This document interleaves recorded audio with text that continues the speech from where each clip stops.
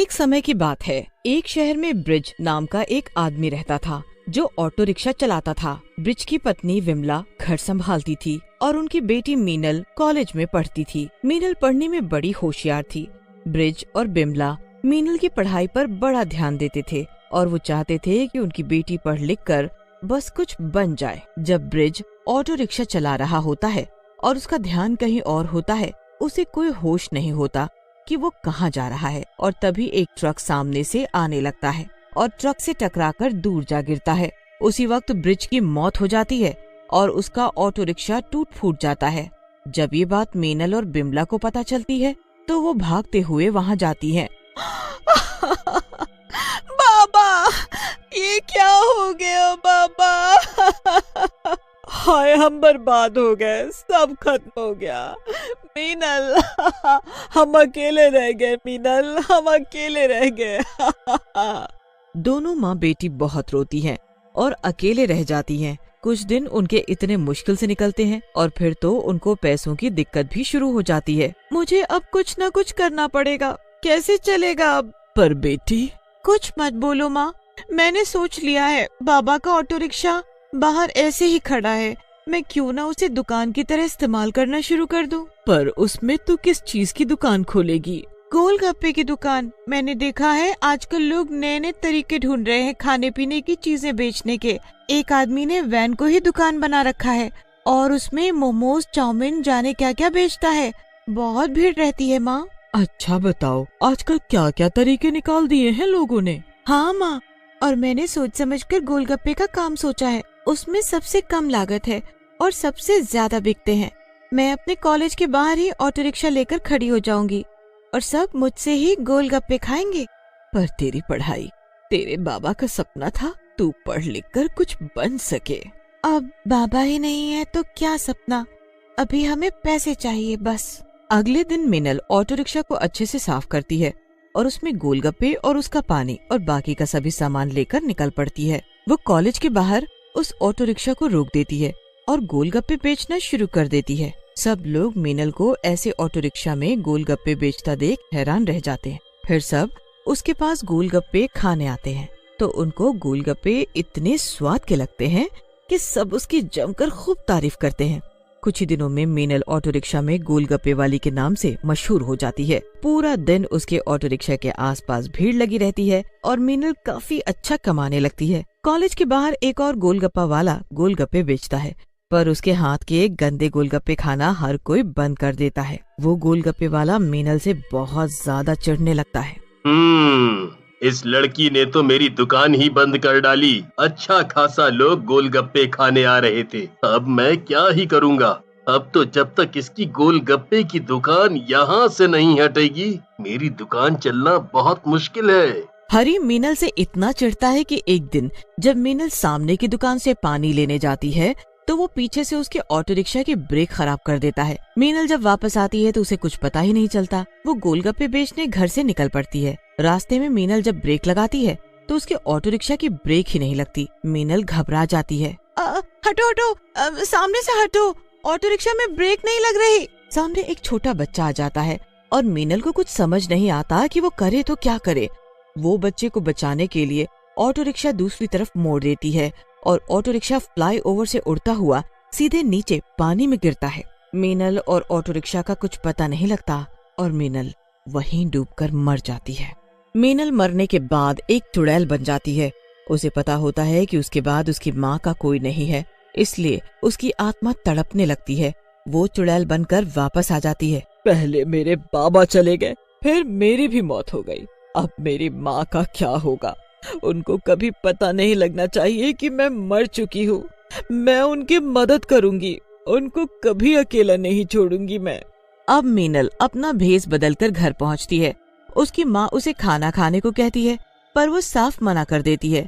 उसके बाद वो अपने कमरे में चली जाती है और बिमला भी अपने कमरे में जाकर सो जाती है। बिमला के जाने के बाद मीनल वापस आती है और चुड़ैल बन जाती है। फिर वो अपना गोलगप्पे से भरा ऑटो रिक्शा लेकर निकल पड़ती है और गोलगप्पे बेचना शुरू कर देती है। रात को कोई भी गोलगप्पे वाला गोलगप्पे नहीं बेचता और बस वो ही एक ऐसी होती है जो पूरी रात गोलगप्पे बेचती है। वो ऑटो रिक्शा के अंदर बैठी रहती है और वहीं से लोगों को गोलगप्पे बनाकर खिलाती रहती है। किसी को उसकी शक्ल दिखाई ही नहीं देती और बस लोग रात में गोलगप्पे के मजे ले रहे होते हैं। पता है मीनू, मुझे कब से उल्टी जैसा हो रहा था, अब ये गोलगप्पे खाकर मन अच्छा हुआ है। तो बिल्कुल ठीक बोल रही है। आखिर हम लोग आ भी तो जयपुर से रहे हैं। बस में इतना लंबा सफर हालत खराब कर ही देता है। पर अच्छा हुआ ना, बस वाले ने कुछ खाने पीने के लिए बस रोकी। ये ऑटो रिक्शा में गोलगप्पे वाली हमें मिल गई। ये तो सही कहा तुमने एकदम। तुम्हारे पूरे 100 रुपए हो गए हैं। आखिर ये अंदर गोलगप्पे कौन बेच रही है? इतनी रात को शक्ल भी नहीं दिख रही मुझे। अरे होगी कोई बेचारी जिसे रात में काम करना पड़ रहा है। तुझे क्या, तू पैसे दे और चल यहाँ से। दोनों सहेली पैसे देकर चली जाती हैं। उसके बाद वहाँ 2-3 आवारा लड़के आकर खड़े हो जाते हैं। अरे कोई है क्या यहाँ? हाँ मैं हूँ ना, गोलगप्पे खिलाने हैं क्या? ओहो, अंदर तो लड़की है। हाँ जी बिल्कुल खिलाओ।